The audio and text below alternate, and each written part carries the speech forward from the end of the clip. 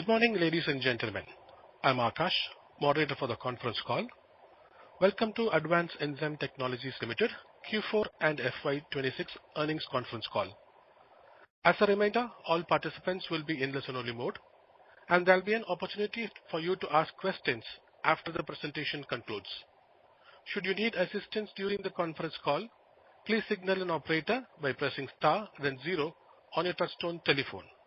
Please note, this conference is being recorded. I would now like to hand over the floor to Mr. Ronak Sharaf. Thank you, and over to you, sir. Good morning, everyone.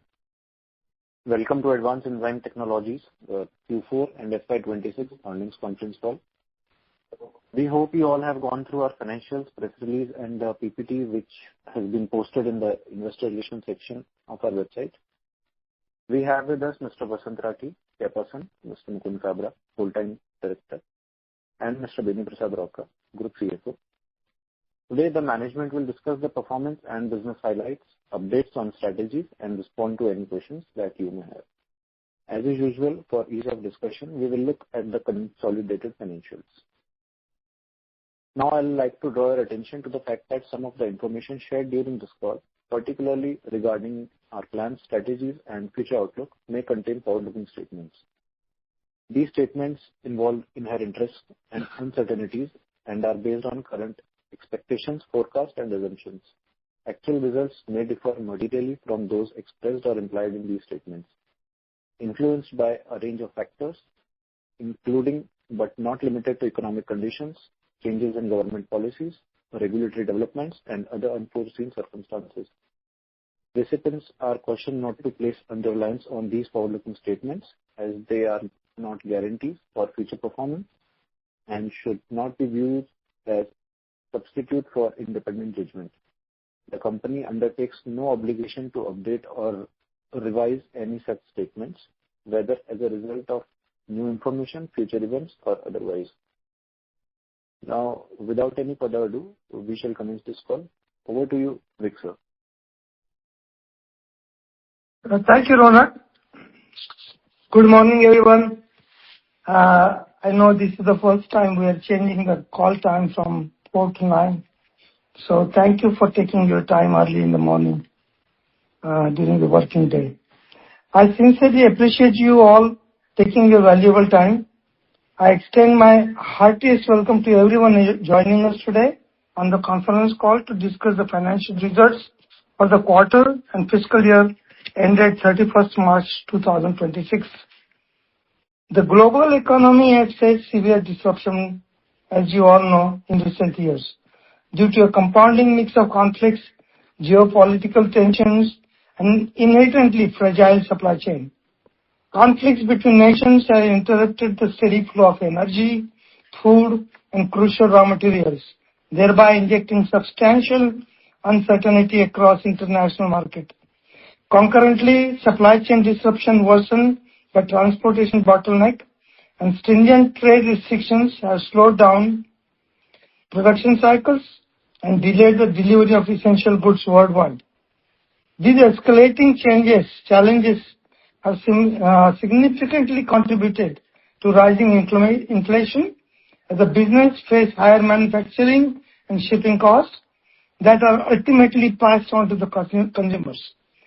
Consequently, the prices of everything necessities have soared globally, placing heavy financial pressure on households and weakening purchase power in this uncertain global environment.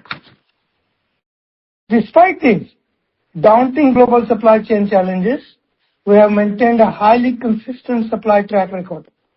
However, we remain vigilant as increasing geopolitical disruption will escalate the prices of input essentials such as fuel, salt, solvent, packaging, with also logistics, potentially creating near-term margin pressures across the industry.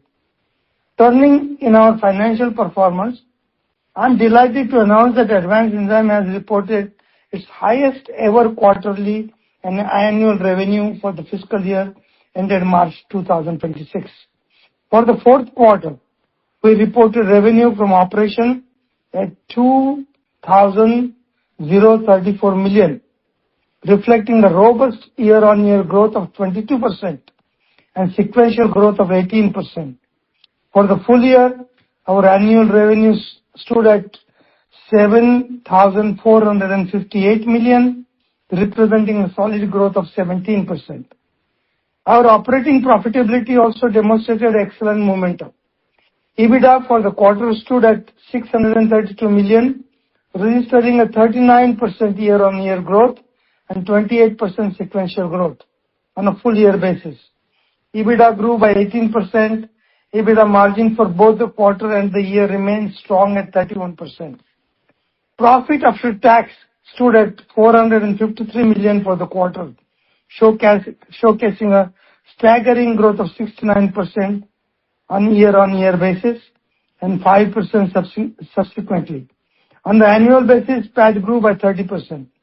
Consequently, our PAT margin stood at 22% for the quarter and 23% for the full fiscal year as compared to 21% in FY25. Our overall financial performance is firmly in line with the earlier guidance.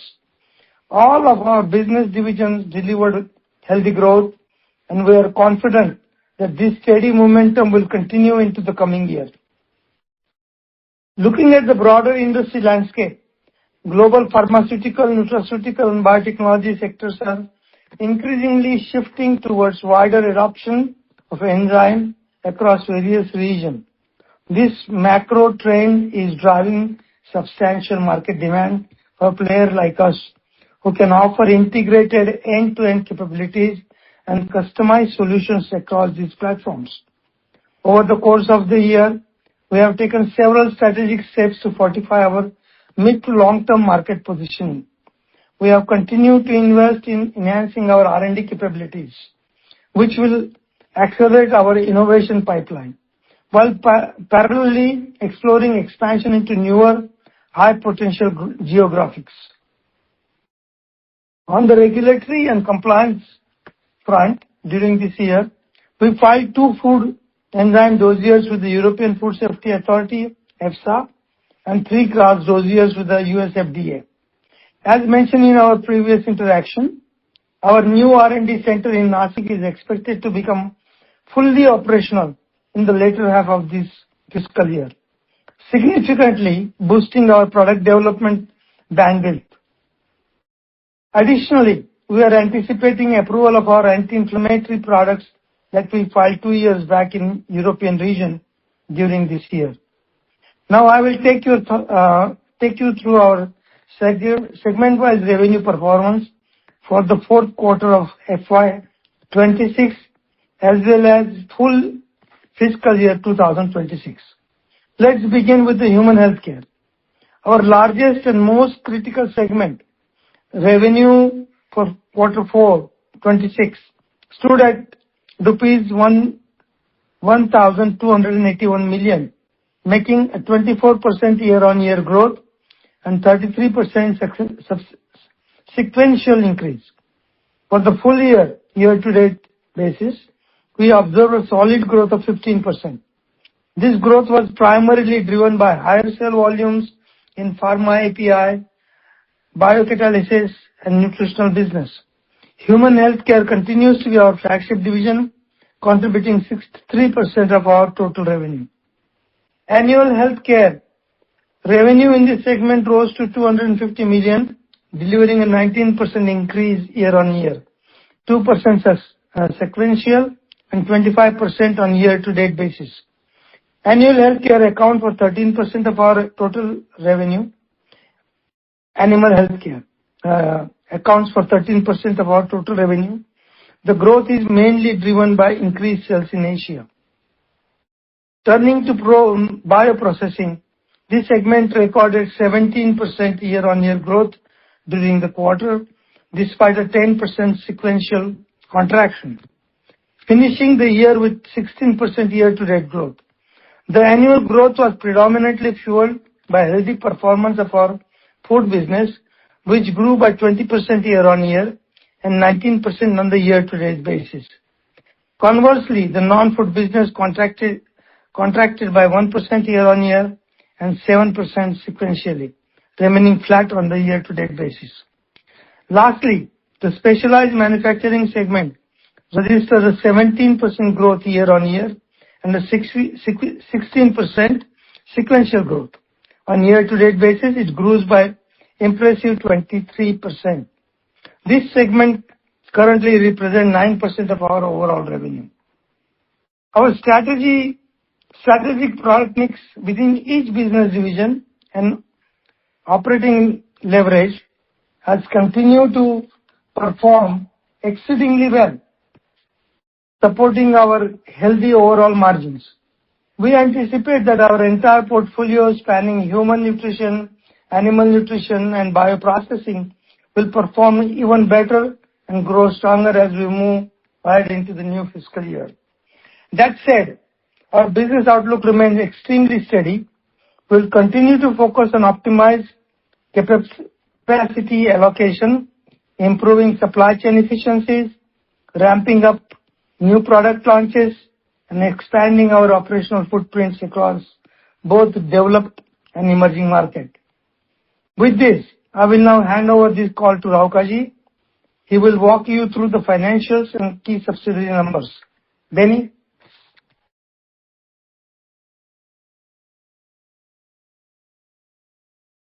Thank you very much, sir.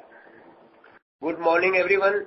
I hope you all are in good health and doing well.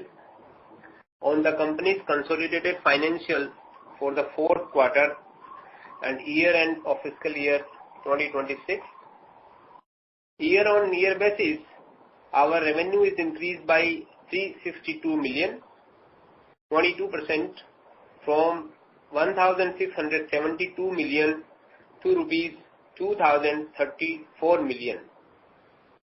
Our EBITDA increased by rupees 176 million, a 39% of increase, from rupees 456 million to rupees 632 million, and it stood at 31%. Profit before tax after exceptional item increased by rupees 163 million, a 38% increase, from rupees 430 million to rupees 598 million. PAT increased by rupees 186 million, from rupees 260 million to rupees 453 million. So PAT is 22% of our revenue in this particular quarter. Quarter-on-quarter basis, this is sequential. Revenue increased by rupees 315 million, 18% increase, from rupees 1,719 million to rupees 2,034 million. EBITDA increased by rupees 138 million, 28% increase, from rupees 494 million to rupees 632 million. Profit before tax after exceptional item increased by rupees 15 million, from 583 million to 598 million. Profit after tax increased by rupees 21 million, from rupees 432 million to rupees 532 million. Financial year performance, YTD FY26 with FY25 annual basis, our revenue increased by rupees 1,089 million, 17% increase, from rupees 6,369 million to 7,458 million. Our EBITDA increased by rupees 347 million, which is 18% increase, from rupees 1,944 million to rupees 2,291 million, and it is 31% of our revenue, and even FY25 it was 31%. Profit before tax increased by rupees 451 million, a 24% of increase, from rupees 1,874 million to rupees 2,334 25 million. So this is 31% as compared to 29%. Profit after tax increased by rupees 396 million, a 30% increase from rupees 1,340 million to rupees 1,736 million. Our PAT stood at 23% of our revenue as compared to 21% in FY25. Desi Biotech revenue for last quarter Q4 was 172 million, EBITDA 15 million, PAT of 3 million as compared to 112 million of revenue, 4 million of EBITDA, and PAT was negative in that particular quarter, 7 million. So Desi on annual basis, sale is increased from 600 million to 728 million. EBITDA increased from 70 million to 92 million, and PAT increased from 12 million to 29 million. Evox for the quarter revenue stood at 88 million, EBITDA of 19 million, and PAT of 14 million as compared to revenue of 43 million and the negative EBITDA of 4 million and negative PAT of 9 million in the quarter 4 of FY25. On annual basis, revenue of Evox stood at 319 million as compared to 213 million, a 50% increase, and EBITDA is increased negative 12 to 72 million. PAT is increased to 50 million as compared to 39 million negative in FY25. SciTech has performed excellent, and Q4 numbers stood at revenue 179 million, EBITDA of 38 million, and PAT of 29 million as compared to revenue of 156 million and EBITDA of 10 million and PAT of 5 million respectively. Annual basis, SciTech top line stood at 668 million as compared to 542 million, a 23% increase, and EBITDA stood at 104 million as compared to 76 million, a 37% increase, and PAT is 45 million as compared to 37 million, so 22% of increase.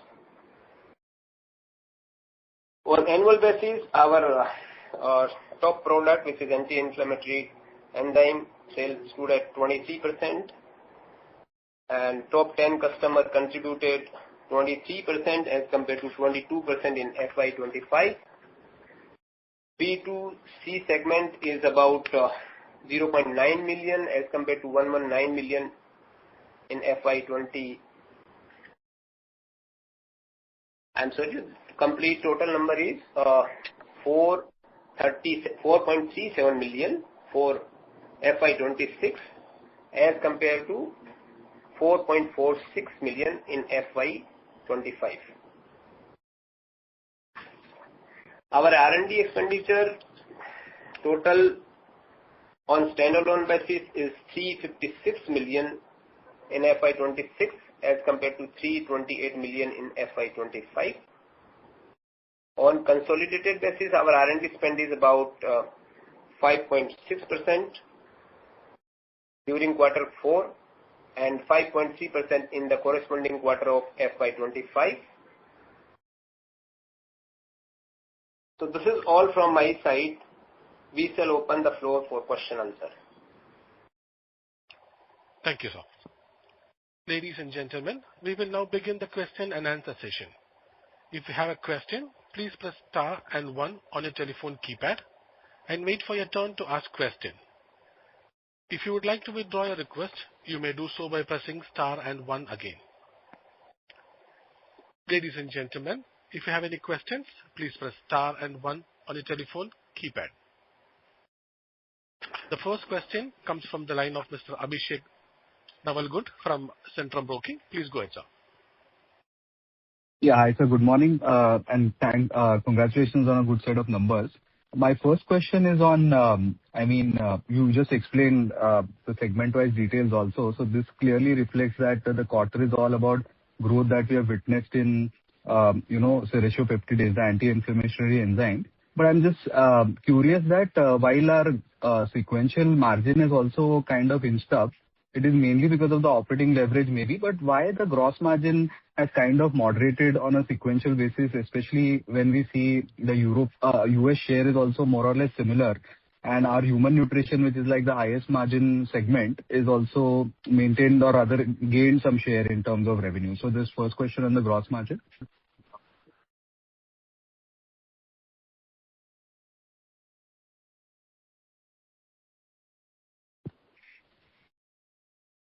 Can you repeat, Abhishek? Can you repeat? Hello? What is exactly what you want to know about the gross margin, Abhishek? I just wanted to know the movement that we have seen on sequential basis, the gross margin. While our human nutrition portfolio has done well, we have not lost share in terms of our US exposure also. So what could be the reason why our gross margin has moderated on QOQ basis this quarter? So this is mainly what happens is because of the variable cost and fixed cost issue, right? If you have incremental sale, then definitely your gross margin are going to go up because your fixed expenses remains fixed and you have that operating leverage. At the same time, Abhishek, we try to improve the productivity, and there are certain products which we could increase the productivity as well in this quarter. Okay, and that's a continuous process with the R&D which comes up. So it's a combination of both which helps us, even though the costs are written on the higher side because of all of this, inflations and other things which is happening with the war. Still we could do it because of all the other factors, because there is a constant improvement on the output side as well. So, sorry, sir. Actually, what I was trying to ask you is, while our EBITDA margin has increased, I think if you see our gross margin number, it has kind of dropped as compared to 3Q. So if you ask that, then Cross contribution, right?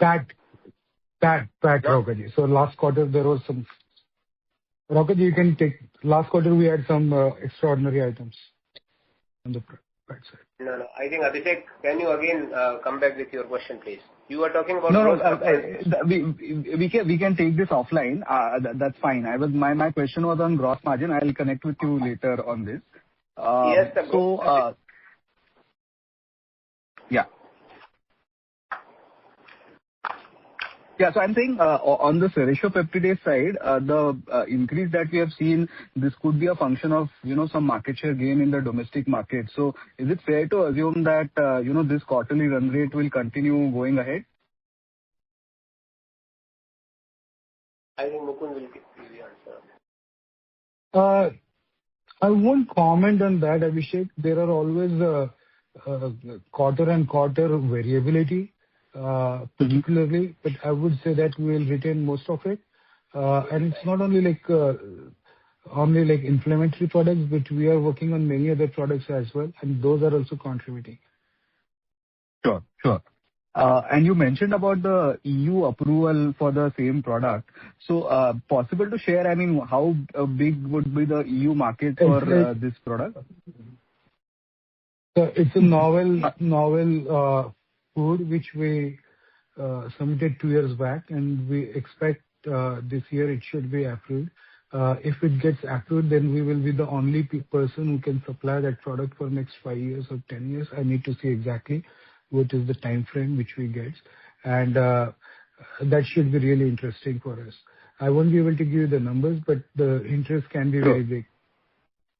Sure. I'm not asking for any specific guidance, but any aspiration number that you can talk about, let's say 5 years down the line, how do you see this product growing whenever we will get the approval, I mean, post that?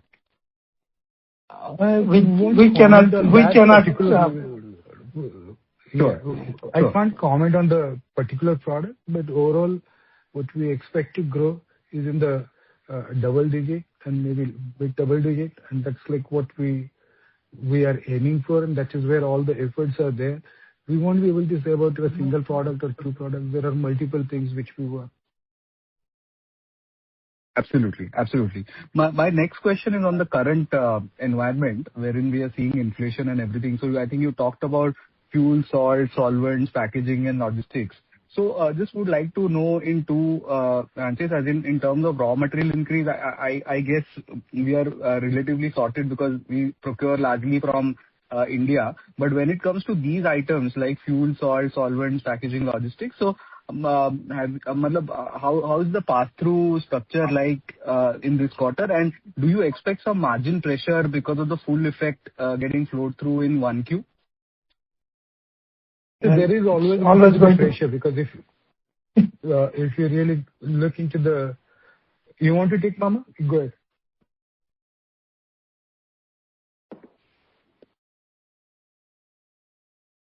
Hello? Mixer, you want to take it? Yeah. No, Abhishek, there is always going to be margin pressure, no? These are all uncertain times with what is going to happen tomorrow with your energy, you know. Sure. So industry is very much based upon a lot of energy and labor cost. So. Yeah, my only point was basically, is there will be a 1 quarter, 2 quarter lag? Is it possible to, comment on that, whether we are passing it on or partly passing it on to the customers? No, Abhishek, it is difficult to pass on, very competitive world, global Sure. climate. But, Yeah. You try to increase the productivity, increase the efficiencies, and try to reduce the cost. There are a lot of things which you have to work, and management is very aware of it, trying to compete in the global marketplace. We have to be very efficient. Right. My last question, sir. In terms of guidance, what do you expect in revenue and margins in FY27, and a specific color on US business in particular? Well, margin and things as I mentioned before, is going to be steady, same area what we are talking about.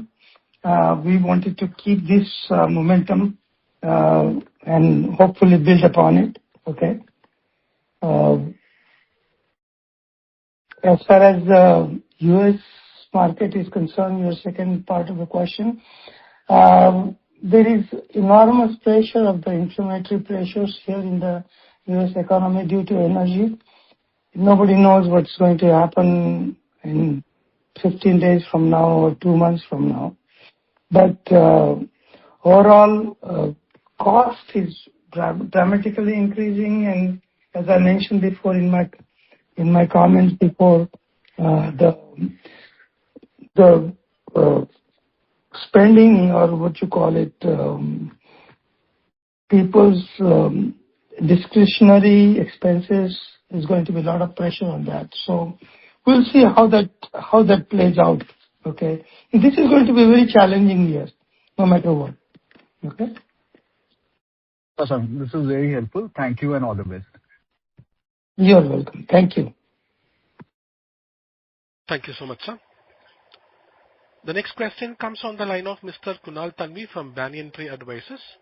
Please go ahead, sir. Hi, thanks for the opportunity. I had 2 questions. One was, if you can throw some light on India business growth in terms of pricing and volume. Like, was there an element of price increases? Because like 3-4 quarters back, we saw significant price erosion in our largest product. Second question was to Mr. Rathi about, your thoughts on buyback of shares. We've seen, been buying from open market, and there's a change in the taxation law in India, post which buyback becomes, good for the retail investors. Any thoughts if you can share about, capital allocation? Because like you've also not, announced interim dividend this time around. Was curious to know how we are thinking about the cash that we have on the balance sheet. Well, I will try to answer your second question first. You guys are more professionals knowing about the market and prices, but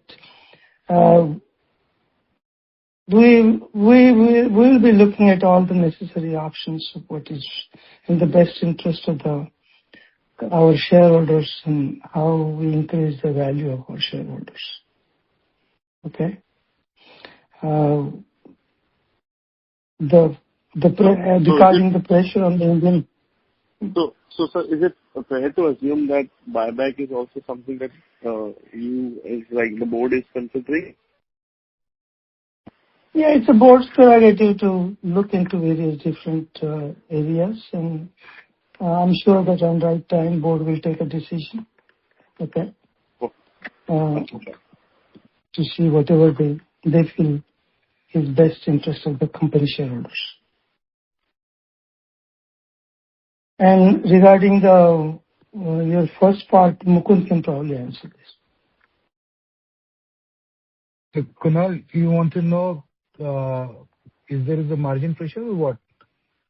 No, my question was on Serratiopeptide, is the growth that we have seen in the Indian business side, is it entirely volume driven, or there was some price increase that also we saw during the quarter? Because 4 quarters back or 3 quarters back, we had, when there was competition in this segment, we had talked about, pricing pressure. So is this a reversal of that pricing pressure now coming through, leading to this kind of growth, or it was purely a volume, growth that we have seen? So let's not look into the quarter-and-quarter basis. I would say some quarters you will have a higher growth on the particular products. Some quarters, some other products will have it. In terms of pricing, the pricing is more or less constant. It's more driven by the volume. But at the same time, going forward, we are looking how do we increase the cost and pass on some of the cost, and which we are trying to do from the new year. Sure, fair. Got it. And last question was, we talked about the US market, that the possible slowdown will continue for FY27 given the, geopolitical situation. And then at the other end, you've, spoken about, our aspiration to do a double-digit growth in FY27. If you can, break down these contours into, what are the markets that you believe will kind of support the growth or to make sure that a flat or a negative US market, for FY27 and still we kind of do, a double-digit growth. And if that happens, what is the, second order impact on the margins? Because US, I would assume is a higher margin business, right? So if you can talk about these two aspects, it would be really helpful. So going forward, the next year we expect little growth coming from the US and not the negative growth. We are working on many different fronts. At the same time, when we go into the Indian areas, we are working on a different avenues, different markets we are opening. The last year we worked on many different areas, and probably all the growth will come from all the 3 segments, including human nutraceutical, food, and animal feed. So we expect a healthy growth this year from Indian space as well. Sure. And is it fair to assume that you would be able to hold on to the margins or, as we've seen in FY26, or because of some pressures and cost pressures in US, there could be an impact on margins? I wouldn't say that too much of impact. 1% or 2% is always possible, and that's a variability what we have. And I wouldn't like to get into the nitty-gritty of it. Maybe Raukaji can explain. But if you ask me, more or less, we will go with the same margins, and that's what our assumption is. But Raukaji can give more focus on the margins exactly. What are the numbers saying? Okay, perfect. Raukaji? Thank you so much. Thank you. You're welcome. Thank you so much, sir. The next question comes from the line of Mr. Rajas Joshi from Chris Capital. Please go ahead, sir. Yeah, thank you for your opportunity. So my first question is on the US business. So if I look at the revenue for this quarter, it is down some 11% in INR terms. Now, given the depreciation of the INR, in dollar terms, the decline must have been a lot more sharper, so to speak. So just wanted to get a sense on what exactly is happening there, because I think now with the tariffs behind as well, we were expecting a recovery in this business. But that has somehow not shown up in the numbers. So just wanted to get a sense of what exactly is going on and is it time for us to, rethink our strategy in US and probably change the way we are working there? Rajesh, the market is changing in US quite a bit. There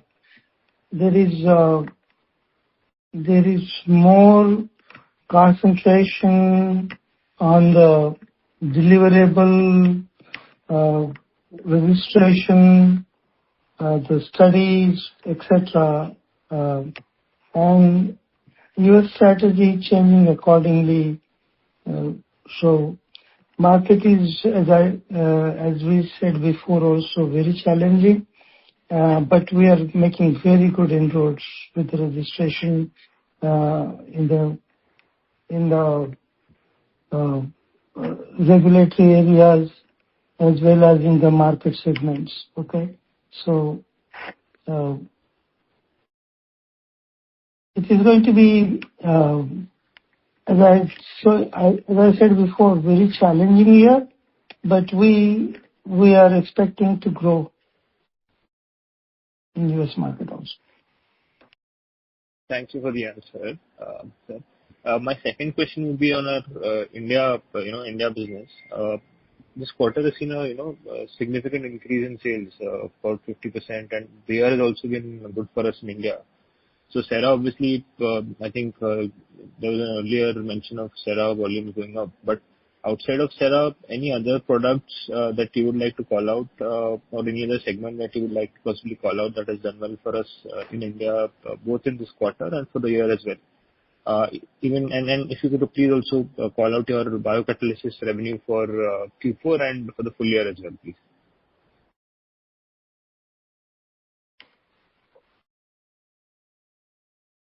So the revenue, Raukaji can tell you what exactly the revenue is, but going forward, we do expect like a good growth to come from the biocatalyst as well in Indian market.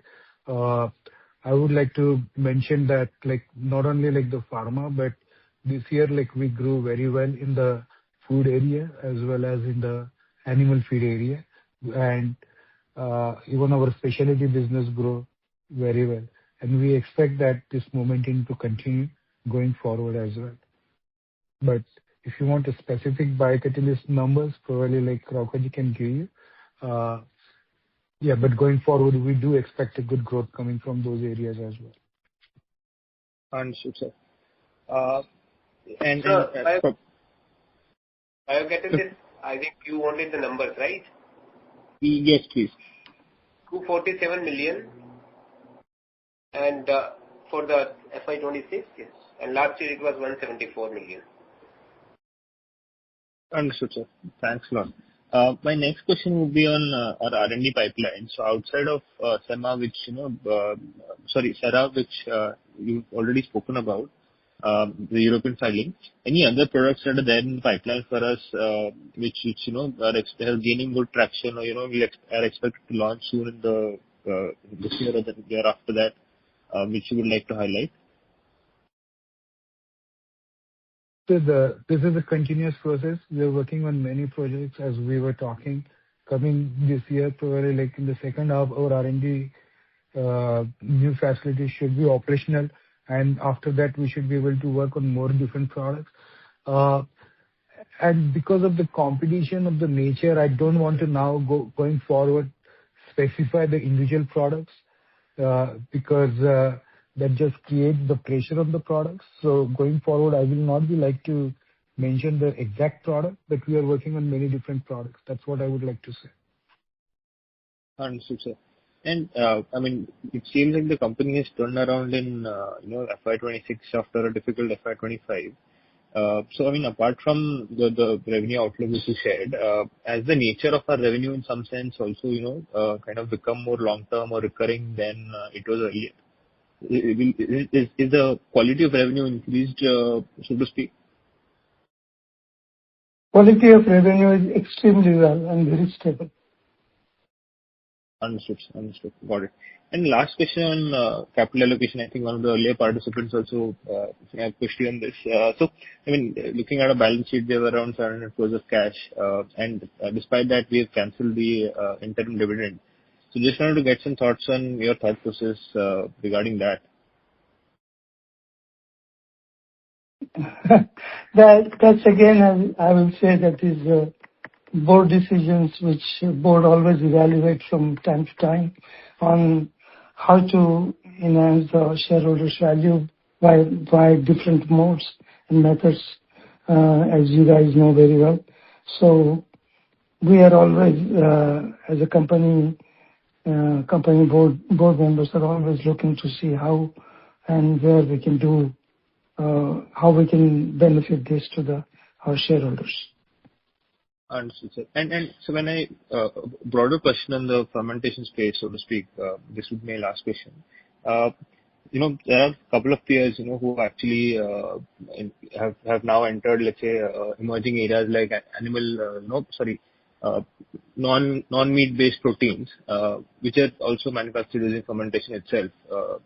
And those segments also have, good growth potential and healthy margin profile as well. So just want to get a sense on how we are looking at some of these adjacent areas, and are we considering these areas for future expansion as well? Rajesh, it is a protein overall category is a growth category, as you all know very well. Okay.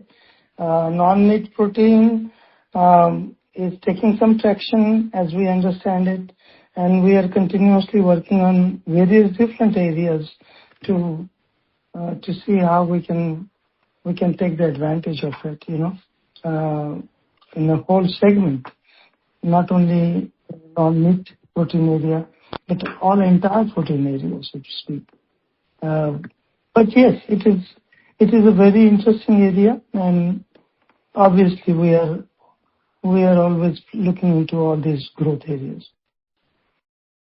All right. Thanks a lot, sir, and wishing you all the very best. Thank you. Thank you so much, Rajesh. Thank you so much, sir. The next question comes from the line of Mr. Nikhil Upadhyay from Security Investments Manager. Please go ahead, sir. Hello. Good morning. Am I audible? Yeah. Hello. Thank you. Yeah, Good morning. Congrats on a good set of numbers for the quarter and the year as a whole. Now, my broader question is, sir, if we look at our growth trajectory in the past, since listing, there have been periods when we had very strong growth. Then there was a period when the growth would come down to single digit. This time it seems you are more confident on the sustenance. So what are the factors or what we have done differently from the past which gives you confidence that this growth momentum can sustain? And in similar spirit, if we look at it, this time the growth even for the year has been more broad based, like human nutrition has grown, animal nutrition has grown. So if you can just talk about what at a company level we have done differently, or what changes we have done over the last 2 years where we are seeing this broader growth versus segmental growth which used to happen earlier. Sure, Nikhil. It's a very good question, and thank you for asking that. As you can see, the growth is broader, and what it was is we have to focus on the areas which we want to grow. And initially, also from the beginning, we are telling that we have changed the focus on not running after every single thing, but focused on the areas which we are very good at and we wanted to grow. And it has to become supplemented with a lot of research and not necessarily just a commodity product or Me Too products.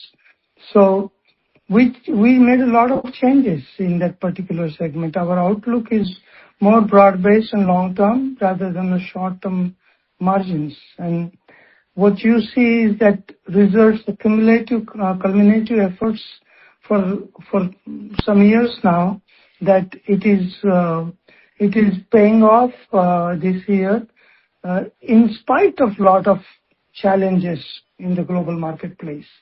Okay, and our outlook is a global now. It is not a segmented outlook only. We look at the entire region. World is very fast. It's now coming to the AI world in the very shortly, And as you can see it, we need to be very rapid and very broad-based and deeper rather than a commodity. So those are the kind of changes we made actually, and continue to make. As I mentioned that also in my opening remarks, that within next 6 months, this year, fiscal year, will be operational into our R&D center, which is one of the largest research-based center in our area so far that I know of. So we are going for innovations, as our PM says, rather than just service industry. And that is what you can see, lot of registration, lot of papers, lot of research, and we are spending substantial and committed to spend substantial amount of our earnings into the R&D sector. Does that give you answers to your question? Yeah, sir. It gives a comprehensive view.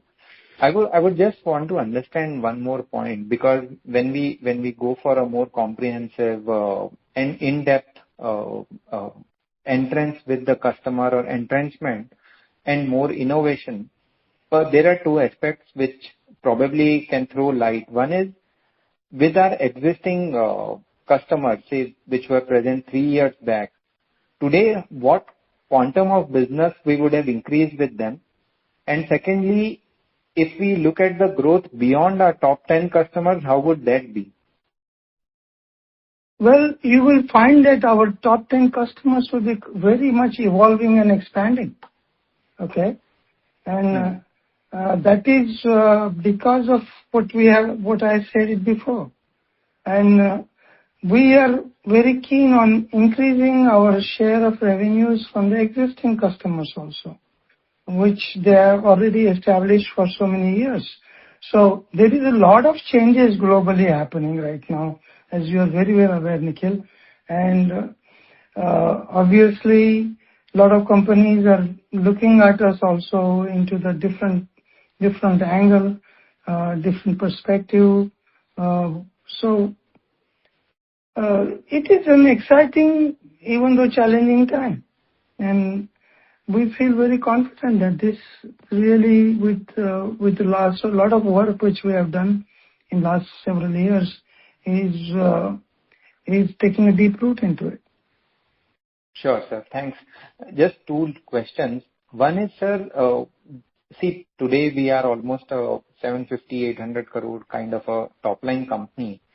When we today go to a new customer, the kind of discussions which they are having with us versus when we were a smaller company, say 5 or 7 years back, today with the kind of projects which we are getting, are they more innovation driven, or is it more of a like second supplier source kind of a replacement which we are doing? So how would you define the kind of work on the R&D we are doing? Is it more newer products and even the companies are open to give them to us, or is there still some skepticism? Okay. That's again, you're asking very good questions. Well, both. Again, I will answer you both, because new companies, quite a few new companies are approaching us. Old companies or those companies which are established are checking us out, kind of thing, So, yes, we are working on both. One is we need to continue on getting the revenues from the existing or these new sources which are just cost driven. At the same time, we have to establish the new markets with our innovations, which is little deep rooted. So the strategies are combination of both. Okay. And last question. See, 2 or 3 years back, if we go back to our call, one of the idea which we had was that this is a business which is driven by volumes, and volumes will provide us operating leverage. Now, even from, and I'm taking a base post-COVID, when we were at 530 crores, today we are at 750 crores. It seems we have sacrificed some bit on the gross margin, because gross margins have come down from 75 to 71. May not be a sacrifice, but the operating leverage has not played out the way we had thought, or we as investors had thought, that as volumes will come, operating leverage will play out. So is there something wrong with the understanding of the business, or is it a sacrifice which we have said that we are okay doing business at 30% margins, but let's focus on getting more customer traction? So what have we chosen between the two? More customer tractions. Sure. So which means that margins should remain in this level and operating leverage would probably provide it for more volume growth we would look at. Yeah. Yes. Okay. Thanks a lot, sir. I'll come back. Thank you. Thank you so much, sir. The next question comes from the line of Mr. Lakshmi Narayana from Tunga Investments. Please go, sir. Yeah. Thank you. Hope I'm audible, sir. Yes, sir. Yes, you are, Mr. Lakshmi Narayana. Sir, two questions. Sir, I noticed that Mr. Roda is moving on, and he has been a big part of our management. I just want to understand, how the organization is maintaining stability and, how the organization is actually moving forward, and whether any next person has actually taken lead in that area. Mukul, I cannot hear your questions properly. Maybe you're a little too No, fast. I understand that Mr. Deepak Roda, who has been part of our team for a long time, had decided to move on. And I just wanted to just understand, how that role has been smoothly transitioned, and if any other person has been replaced, how he has been replaced also. Well, in an organization, of course, when somebody leaves, such as Mr. Roda, who works for a long time with the company as a part and becomes a part of the company, does hurt overall. But there is always a management, second level management and third level management which take care of it. Okay. Has anyone been appointed in the same capacity of having a key role he was in? So, Lakshmi Narayan, what we did is Mr. Roda was handling some part of Indian business and some part of US business. So we manage with two different heads at this point of time who are equally capable and the second lineup, and that's how we are going right now. And I guess we should be able to do good. We will not be having too much of difficulty going forward as well. Yeah.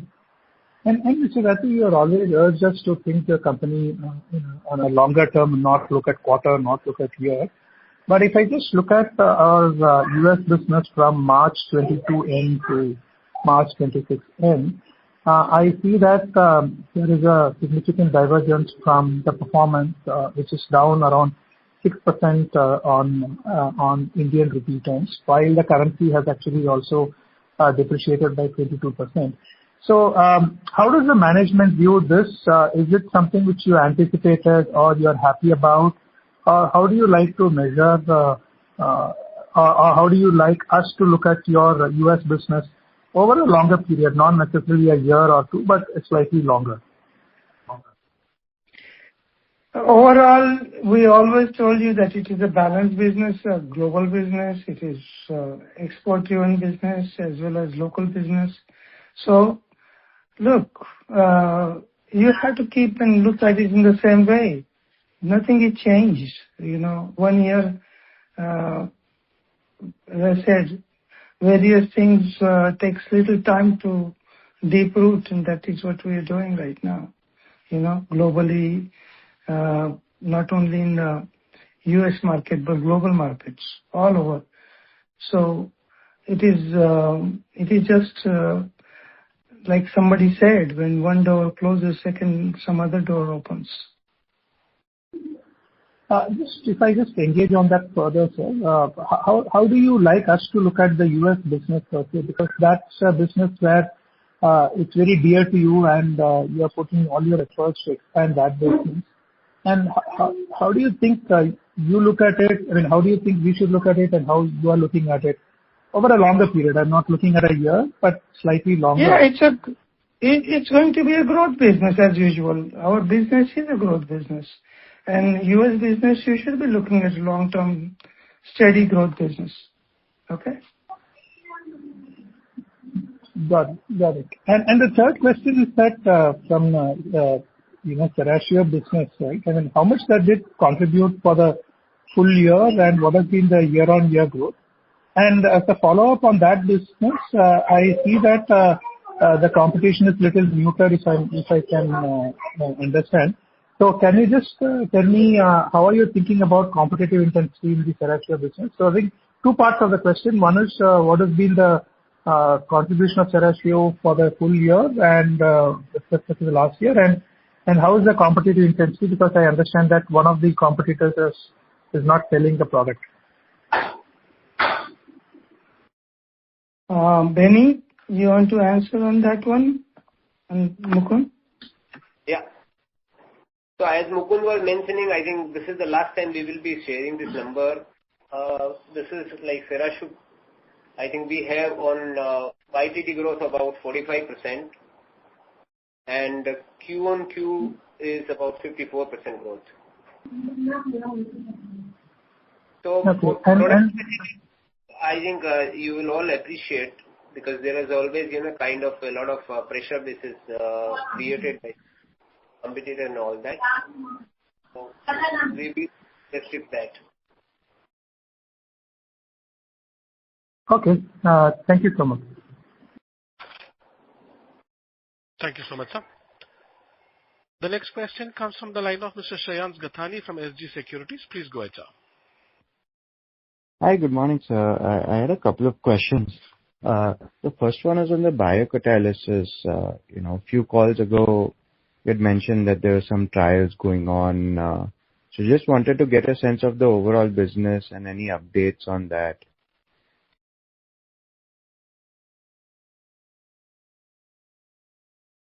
Mukund?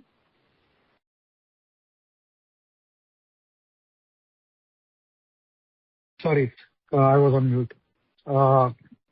At this point of time, I would like to say that we are working on few of the products. Trials are going well, but won't be able to comment on the exact number right now. And next year, what we are looking at is some moderate growth coming from this area. Got it. So any estimate on like when these would complete? Because they've been going on, like, as far as I know, like 6 to 9 months already. There are not one or two products. We are working on many different products. In some of the products, you get some challenges. But I would still like to go and say that this year we expect some growth coming from this area. Whenever that will happen, that will be the quarter. We are going to put it up as a different category, or we would like to comment on that. As of now, I would say that this year we expect some growth coming from this area. Got it. That's it. Keep in mind that this is a very again challenging area, I would say, because it also depends a lot on the government bodies, regulations, and global competition. So changes of processes. There are a lot of things, a lot of factors into this. But we still, irrespective, because of the several different product lines and trials going on, we expect, as Mukund says, moderate growth in this, continuous growth on this market. Got it. That's helpful. The second question was on the gross margin. I think you alluded there's some extraordinary item this quarter. If you could just expand on that, just trying to understand a little more. Okay.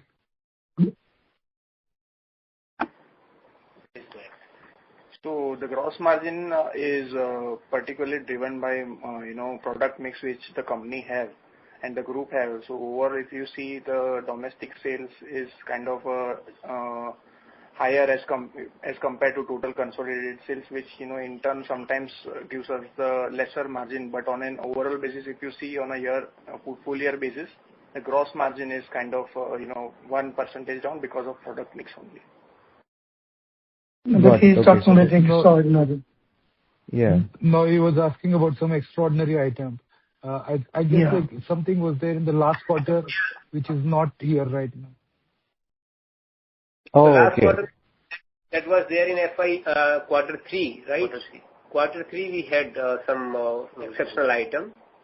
That was, I think, one was related to reversal of some provision which we were carrying in our books for some litigation matter. So that has come in our favor. So about, I think, 16 crore was the reversal. And in addition to that, we have provided for the, the impact of the labor laws, because we have in India, you have seen that, new labor laws have enacted. So impact of those labor laws on our payroll cost, so that we have taken into account. So this is, I think, pertaining to quarter 3 of this year. Okay.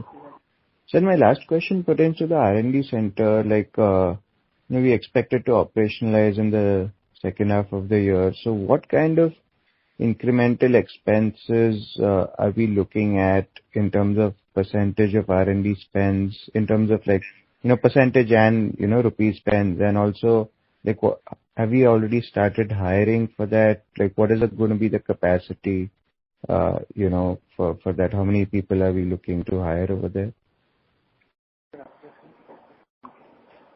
Of course, the expenses are going to go up, but not like we will try to maintain between whatever the current percentage what we are going up, because it also depends on the function of the sales.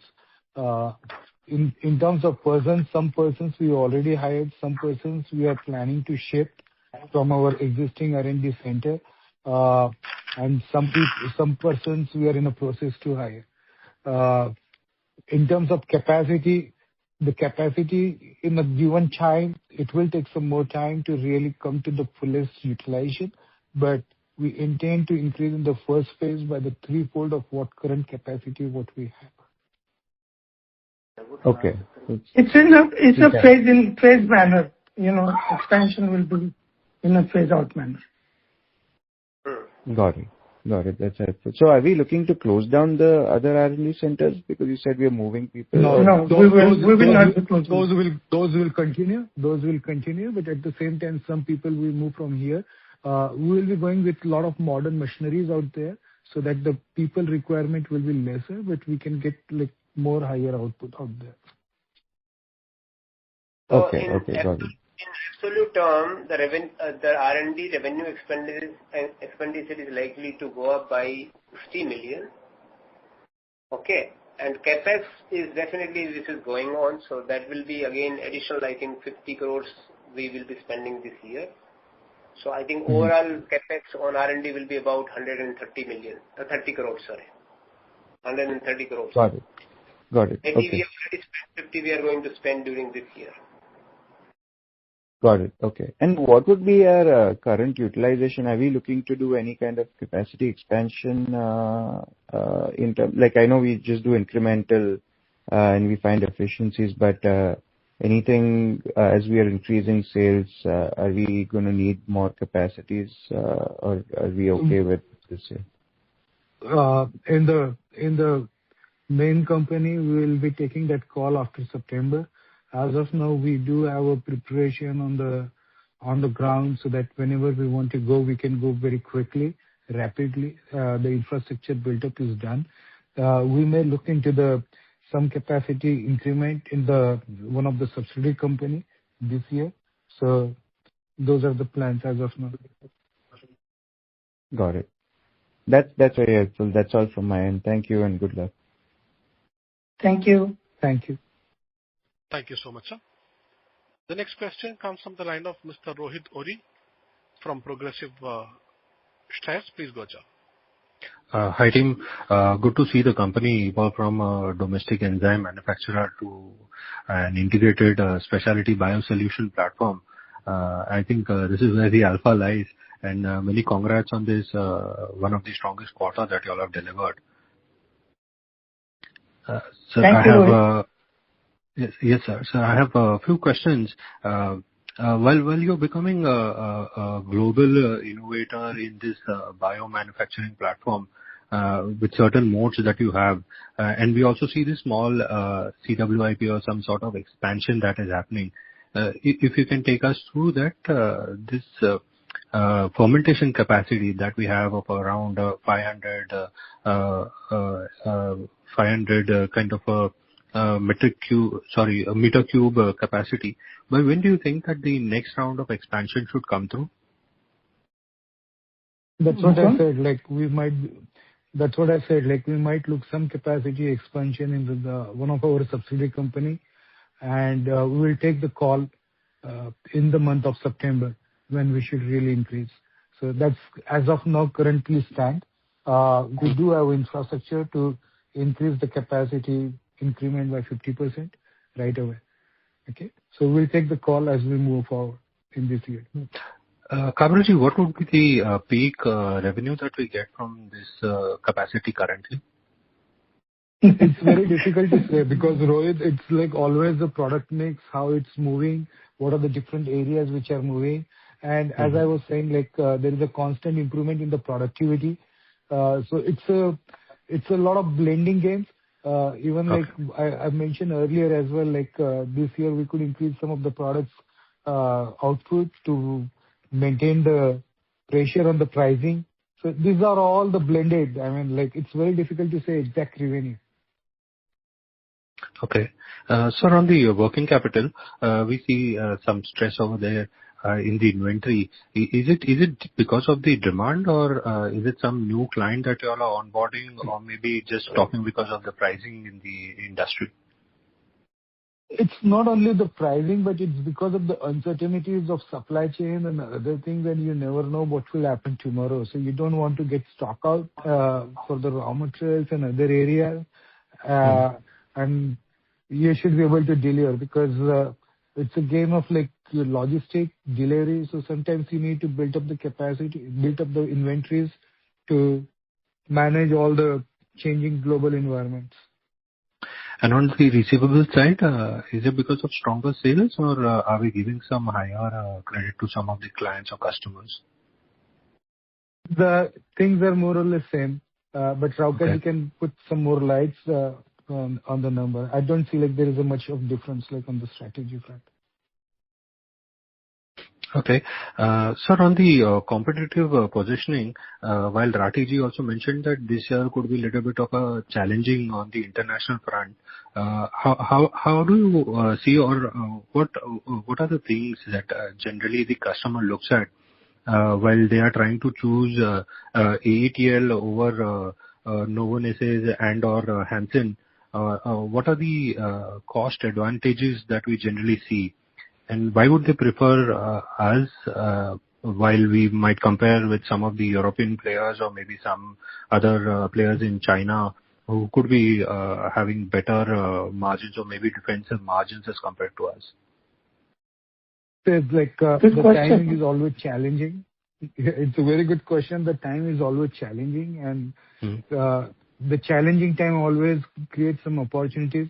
I always feel that the company like us gets more opportunity when the time is more challenging, because that's the time when everyone is in like panic. That's the only time the people start looking for the alternatives as well. If you are like comfortable, you don't look into it. Yeah, ma'am.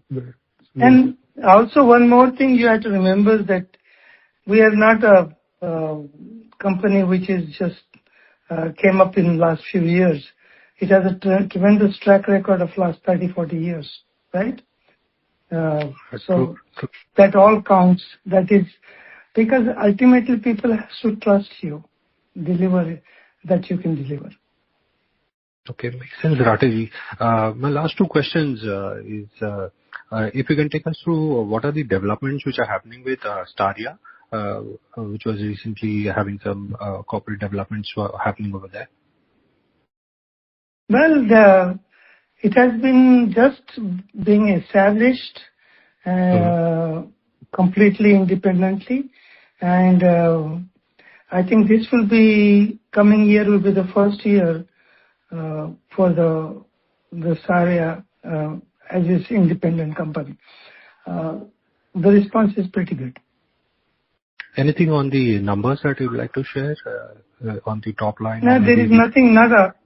It is just a starting, so there is not much of a numbers game right now. Rohit, I would say that we are not like really looking for the numbers, but it's more like a strategical fit as well to expand the US market as well, right? So it's more like a strategy rather than the exactly number, and we are not really looking for too big numbers to come up in the in just near terms. Okay, last one. If you have the number handy, maybe an approximate number to the revenue which could be coming from the products which are launched in the last 3 years or so. Good questions. We will have to calculate, Rohit. But yeah, there will be some good revenue as well. Yeah. Because we don't like separate it out that way. Yeah. So it is not. Yeah, it is not like as you know, we have do a lot of combination products, lot of say very proprietary products, and it's not possible at least sometimes to just say this is more or this is less kind of thing.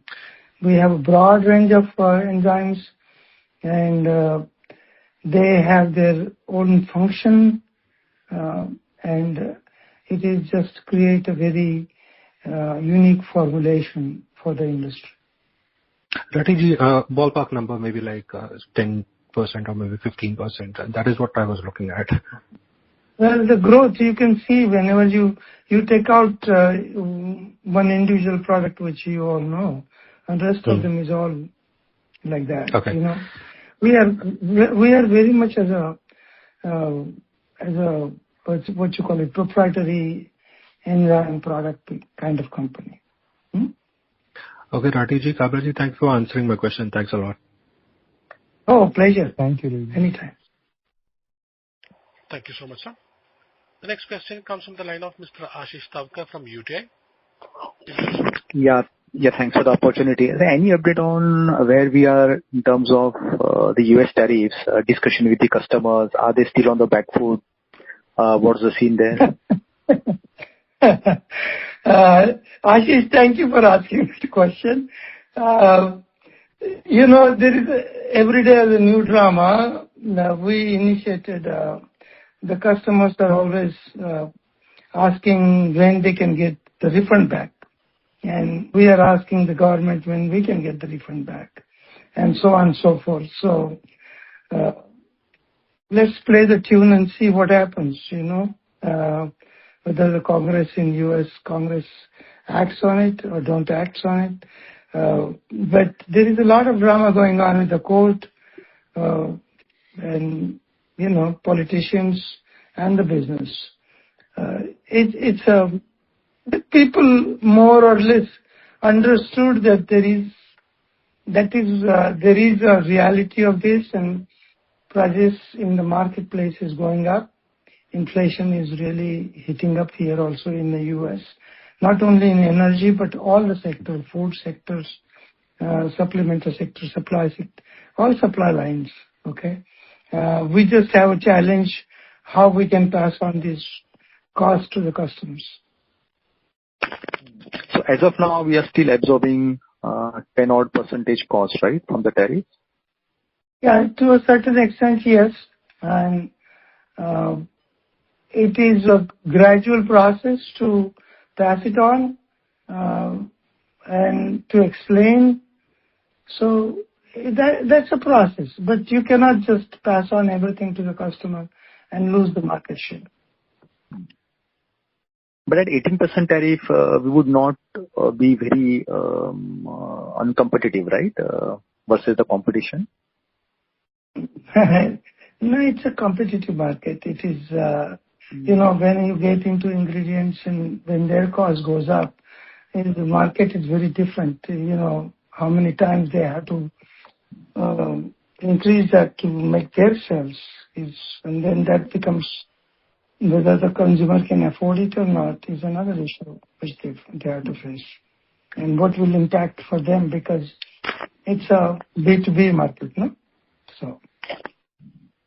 Yeah, great. So lastly on this chemistry is, since we are also on the peptide enzymes, and peptide is finding a lot of relevance globally, what are the opportunities that we are seeing in these chemistries? And if you could help us highlight what are the new chemistries that you guys are targeting? It's a very interesting opportunity. We will try to explore it also. Since we are in the protein area, and enzymes, proteins go hand in hand and peptides are also part of it. So, very interesting areas. And we are exploring all various different possibilities. Great. Thanks and all the best. Thank you. Thank you so much, sir. The next question comes from the line of Mr. Umang Shah from Banyan Tree Advisors. Please go ahead, sir. Hi, sir. Congrats on the great performance. Am I audible? Yes, Umang. Yes, sir. Yeah, great. Sir, I have two questions. Sir, first was if you could give the breakup between India and international business in the human nutrition segment. What is the question? Yeah, the breakup of the India and international business. Yes.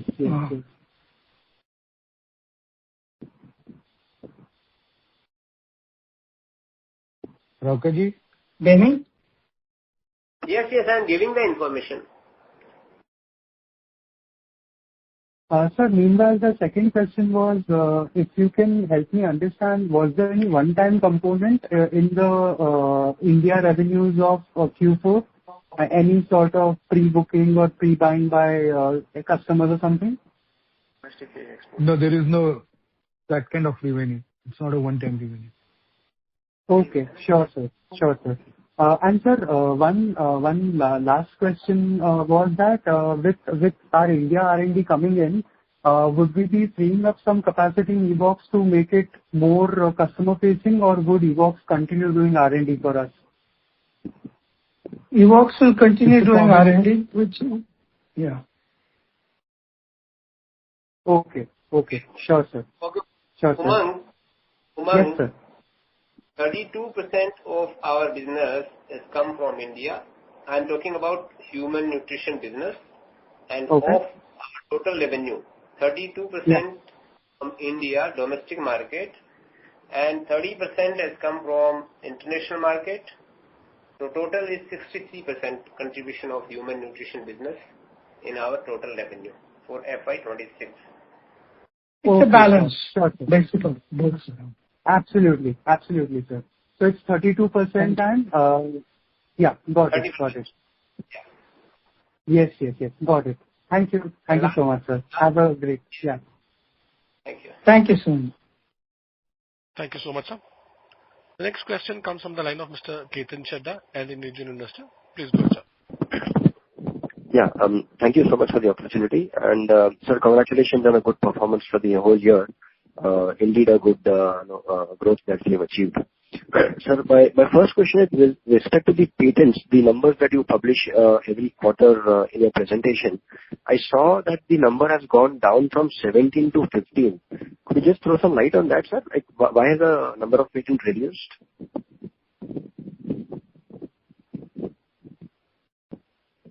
So some of the patents which were not giving the revenue, or we thought that is not significant, we have cut down from the list. But we filed 2 or 3. I need to see the exact numbers which we got granted this year as well. But few of the old patents which we thought are not making contributing to the revenue, we are not focusing on them. Understood. Thank you so much for that. And my other question is, sir, when I look at your segmental performance, of course, it's a very good growth on all segments, human nutrition, animal nutrition, so on and so forth. But when we look at the geographic this thing, and of course, the US market has been much discussed in the call earlier. But my question is with respect to a bit long term going in the past, even if I see 4 or 5 years, right from starting 2021 onwards, our US business has not kind of, grown significantly. So if you could help us understand, what kind of business are we doing there? And you of course mentioned about the competitive landscape being a bit tougher there. So if you could throw some more light on, what kind of business it is and what kind of challenges that we face, that would help us understand the business, the US business better. Yeah, most of our US business is in nutraceutical market. We do various different industrial segments in food area and so on, but most of the business is in the nutraceutical market. Okay, the nutraceutical market is under tremendous churn right now in last few years, changing the face of it and changing the habits of the people. So, as you can see, last few years, now probiotics is one of the major market segment.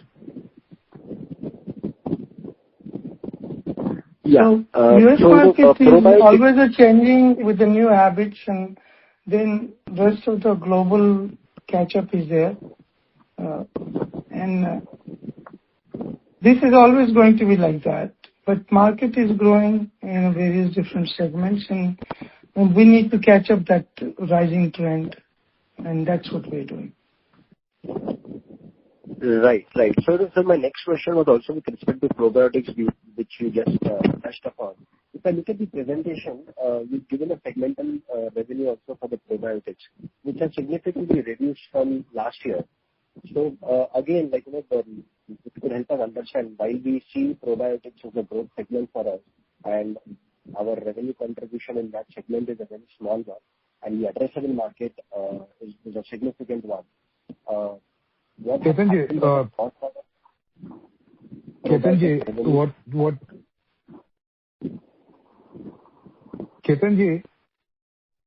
what happened there is what we are reporting the revenues are the individual, what we used to or what we are currently as well reporting the revenues are the individual, which was a kind of what I would say is a commodity market.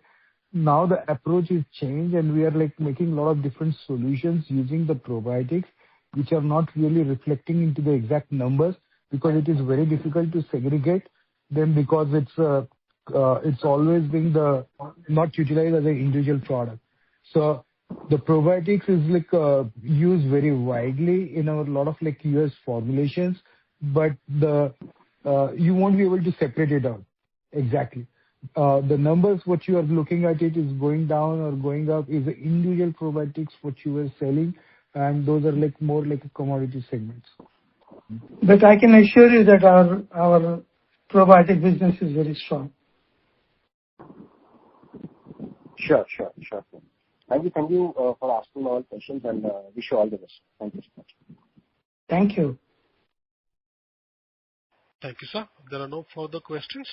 Now I hand over the floor to Mr. Ronak Sharaf for closing comments.